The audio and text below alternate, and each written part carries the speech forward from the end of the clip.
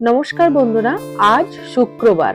প্রথমেই আমি অনুরোধ করব, আজকের ভিডিওটি খুবই ছোট, তাই আমার তরফ থেকে আপনাদের কাছে অনুরোধ রইল, ভিডিওটি প্লিজ কেউ স্কিপ করবেন না, পারলে পুরো ভিডিওটি ফুল ওয়াচ করে যাবেন। আর যে সমস্ত বন্ধুরা আমার চ্যানেলে নতুন, ওনাদের কাছে আমার অনুরোধ রইল, দয়া করে চ্যানেলটি সাবস্ক্রাইব করে দেবেন। বেলা অনেক হয়েছে, বাজে তখন 12:30। তখন আমি রান্না করতে গেলাম। ফ্রিজে কিচ্ছু ছিল না বন্ধুরা, সেই যে রেমাল ঝড় হয়েছে তার ফলে বাজারে সবজি ভ্যান অতটা আসছে না। আর মাছ মাংস থাকলেও মাংসটা আছে, কিন্তু মাছও সেরকম ভালো মাছ বাজারে আসছে না, যার ফলে আমার ফ্রিজ খালি। আমার বড়বাবু দুদিন বাজারে গিয়েছিল, আর বাজারে যে কটা সবজি আসছে সেগুলোর দামও খুব বেশি, সেই জন্য অল্প একটু আধটু করে নিয়ে চলে আসছে। ফ্রিজে যে কটা সবজি পড়েছিল ওই সবগুলো দিয়েই আর ডিম সেদ্ধ করতে দিয়েছি, ওগুলো দিয়ে একসঙ্গে একটা ঝোল তরকারির মতো করে দেবো। আজকে দুপুরে ওই একটা রান্নাই করব, ওই দিয়ে ওদেরকে বলবো ভাত খেয়ে নিতে। আর আচার আছে, আমি আর বিশেষ কিছু করব না, বেলাও অনেকটা হয়ে গেছে। সবজি আমি বটিতেই কাটি, ছুরিতে কাটতে পারি না। ছোট থেকেই আমি বটিতেই সবজি কাটতে অভ্যস্ত। সবজি বলতে একটা ঝিঙে ছিল, আর 2-3টে পটল ছিল, আর আলু তো আছেই, আর ডিমটা তো কুকারে সেদ্ধ দিয়েই দিয়েছি বললাম। ব্যাস, আমার এদিকে কাটা হয়ে গেছে। এরপর একটু রসুন আদাও ছাড়িয়ে নেব। অল্প সবজি ছিল, কেটে তো নিয়েছি। দেখি বড়বাবুর আজকে আবার লাস্ট নাইট, ও তো সন্ধ্যের দিকে খাবার নিয়ে চলে যায়, রাতের খাবারটা। আবার রাতে খাবারটা কুলাবে কিনা সেটাও বলতে পারছি না। আলুটা একটু বেশি করেই কেটে নিয়েছি, যদি ওরটাও হয়ে যায় পরে আমরা মা মেয়ে কিছু একটা করে নেব। চেষ্টা তো করছি, এখন দুপুরে খাওয়ার পর সেটা বোঝা যাবে। এদিকে মশলাটা বেটে নেব বলে শিলের ওপরে রসুন আদার গোটা জিরে ফেলে রেখেছি। এদিকে পেঁয়াজ টমেটোটাও কেটে রেখেছি, আর আলুটা ভাজতে দিয়েছি। ডিমটা আর ঝিঙে পটল এগুলো সব ভাজা হয়ে গেছে। আলুটা একটু বড় বড় করে কেটে কুকারে সেদ্ধ দিয়েছিলাম, সেটা একটু ভেজে নিলাম। এটা হচ্ছে সকালে চানা মটরের তরকারি করেছিলাম পরোটার সঙ্গে খাওয়ার জন্য। তো ওই বাকি যেটুকু বেড়েছে সেটা ওখানেই রেখেছি। ওয়েদারটা ঠান্ডা আছে বলে ফ্রিজে ঢোকায়নি, খারাপ হবে না, ওটা আবার বিকেলের দিকে সবাই মিলে খাওয়া হয়ে যাবে। এদিকে আলুটা আরেকবার একটু নাড়াচাড়া করে ভাজা ভাজা করে নিলাম।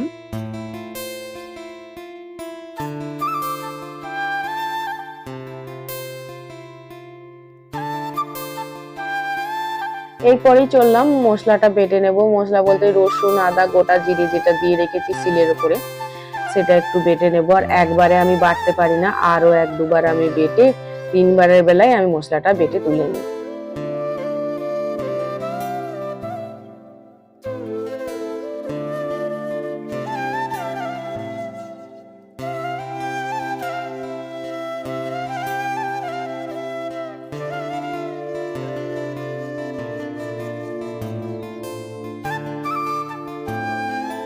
একবারে ওই জায়গাটা শিল নোড়াটাও ধুয়ে একবারে তুলে দেবো, আর তো কিছু বাটা নেই। আর যেখানটায় বাটছিলাম সেই জায়গাটাও একটু পরিষ্কার করে নিলাম। এভাবেই কাজ করতে আমি অভ্যস্ত, এই নোংরা করে কাজ করতে আমি পারি না। আগে পরিষ্কার করব, তারপরে কাজটা করবো, এরকমই ব্যাপার একটা।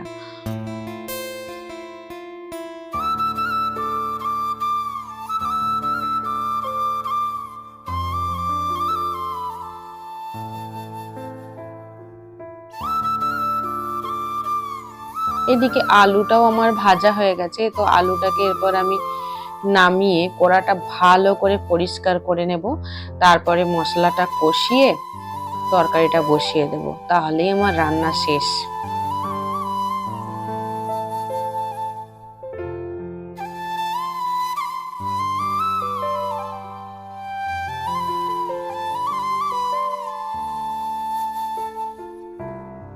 ব্যাস, এদিকে এরপর তরকারিটা বসিয়ে দেব। কড়াইয়ের উপর তেল দিয়ে দিলাম, একে একে সব মশলাগুলো, প্রথমে পেঁয়াজটা ভাজা ভাজা করে নেব, তারপরে সব মশলা দিয়ে তরকারিটা আমি বসিয়ে দেবো। আর এদিকে মেয়ে দেখুন, তখন বাজে ঘড়ির কাঁটায় 1:15।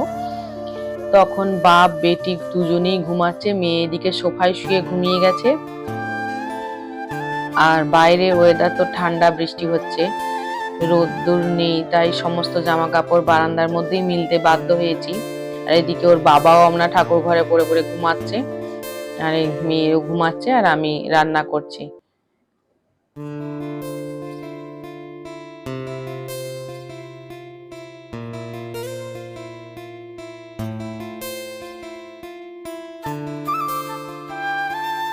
রান্না করতে করতেই ভাবছি এবেলা তো যা হোক করে কিছু হয়ে গেল, ওবেলা ওর বাবাকে কি দেব।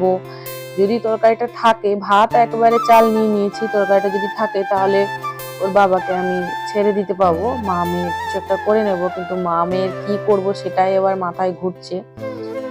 তো ভাবছি ওকে অহনার বাবাকে খাবারটা দিয়ে দেওয়ার পর সন্ধ্যের দিক করে আমি একবার বাজারে চলে যাব, টুকিটাকি জিনিস কিছু কিনতেই হবে। আগামীকাল আবার আমাদের এখানে কলকাতায় ভোট আছে, বাজার ঠিকঠাক বসবে কিনা, পাওয়া যাবে কিনা কোনো গ্যারেন্টি নেই। অল্প কিছু হলেও আজকে আমাকে নিয়ে আসতেই হবে। টমেটোটা একটু কাঁচা কাঁচা ছিল বলে আমি টমেটোর উপরে একটু লবণ দিয়ে দিলাম। লবণ দিলে কি হয়, তাড়াতাড়ি নরম হয়ে যায়, সেই জন্য একটু বেশি করে লবণ দিয়ে দিলাম।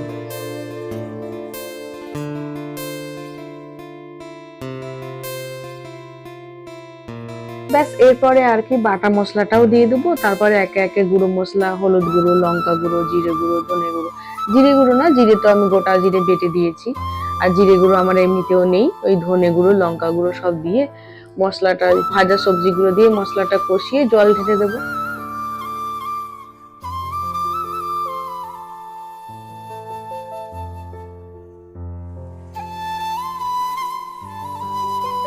ব্যাস এক কড়াই সবজি করে দিয়েছি। আশা করছি অহনার বাবার সন্ধ্যের খাবারটাও আমি দিয়ে দিতে পারবো। আমার রান্নার দিকে শেষ, এদিকে এখনো এরা বাপ বেটি ঘুমাচ্ছে, ওদিকে আমার গোপালও উঠিয়ে দিচ্ছে। এরপরে গোপালকে খাবার দেব, তারপরে ওদেরকে ডেকে তুলবো। সন্ধ্যেবেলা চলে গিয়েছিলাম বাজারে, তো কিছু বাজার আর কিছু দোকানও করে নিয়ে আসলাম। 1 কেজির মতো মুড়ি নিয়ে এসেছি, মুড়িটা দুটো ডাব্বায় আমি ঢেলে রাখলাম। মুড়িটা একেবারে ফুরিয়ে গেছিল। অল্প বাড়িতে মুড়ি থাকলে কি হয়, সব সময় এটা সেটা করে খাবার বানাতে হয় না। মুড়ি আর সঙ্গে একটু চানাচুর দিয়ে দিলেও না একটু হালকা খিদেটা মেটে।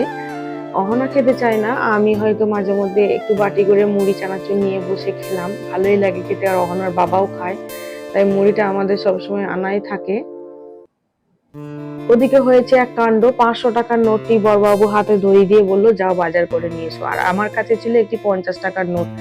50 টাকার নোটটি নিয়ে প্রথমে আমি একটা কলা ফুল কিনলাম, 20 টাকা নিল।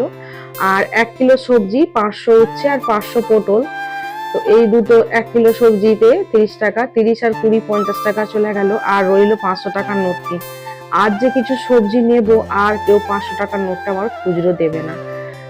আর বিশেষ কিছু সবজি নেওয়ার বলতে ওই ঢ্যাঁড়সটা নেওয়ার ইচ্ছে ছিল, হয়তো ঢ্যাঁড়স 30 টাকা, 40 টাকা, 50 টাকার মধ্যে 1 কিলো যদিও হতো, কিন্তু খুচরো 500 টাকার নোটটি কেউ আর দিল না। আর একটু শাকও নেওয়ার ইচ্ছে ছিল, শাকের দাম তো আরো কম, তো খুচরো দিল না বলে আমার আর কিছু সবজি নেওয়া হলো না। এরপর একে একে বাকি দোকানগুলো একটু ডাব্বায় ভরে নেব। বাকি দোকান বলতে দুটো লবণের প্যাকেট নিয়েছি আর 1 কিলো মুসুরির ডাল নিয়েছি। সবজি বাজার থেকে ফেরার পথে এই দোকানগুলো নিয়েছি। আগে দোকানগুলো নিলে হয়তো খুচরো হয়ে যেত, কিন্তু দোকানগুলো নিয়ে মানে ভারী হবে হয়ে যায় বলে দোকানগুলো আগে নিইনি। আগে সবজিটা করে নিয়ে ফেরার পথে দোকানগুলো করে নিয়েছি। ব্যাস এগুলো একটু গুছিয়ে রেখে দেবো। ব্লগটা আমি আজকে বন্ধুরা এখানেই রাখবো।